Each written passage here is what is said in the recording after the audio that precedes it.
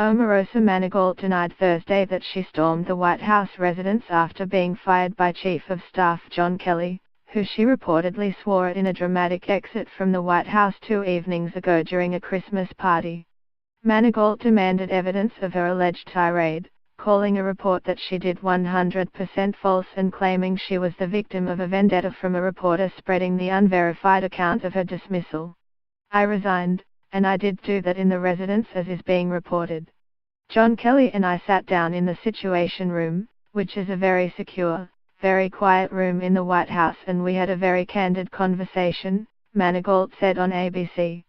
"And I wanted to make the 1-year mark. That was one of the goals that I set out to, and then get back to my life."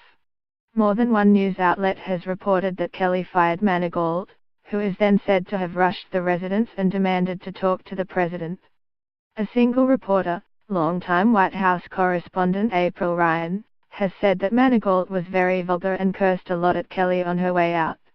Omarosa Manigault denied Thursday that she stormed the White House residence after being fired by Chief of Staff John Kelly, who she reportedly swore at in a dramatic exit from the White House 2 evenings ago.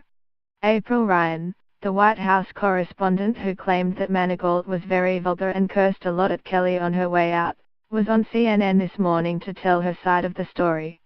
She's a CNN contributor. More than one news outlet has reported that Kelly fired Manigault, who is then said to have rushed the residence and demanded to talk to the president. Manigault said Thursday that stories about her storming the president's private living quarters are ridiculous and absurd. "I would hope that people would recognize there is a good security infrastructure around this president. I wouldn't want anyone, nonetheless myself, to be able to run around or cause a disruption," she said. "He is truly the President of the United States and should be afforded that respect." But Manigault also hinted at wider tensions and unhappiness in the White House.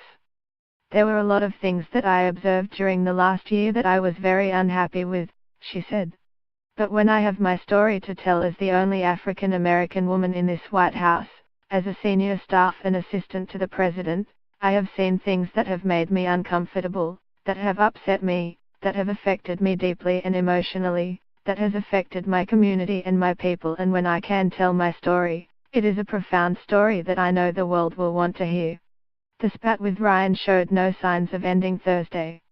The two had once been friends but fell out bitterly, and Manigault earlier this year was reported to have warned Ryan she was keeping a dossier on her, something she later denied.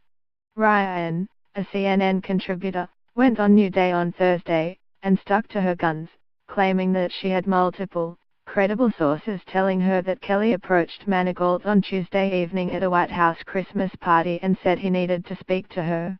"And she said, 'Sure, I want to have full access again.'"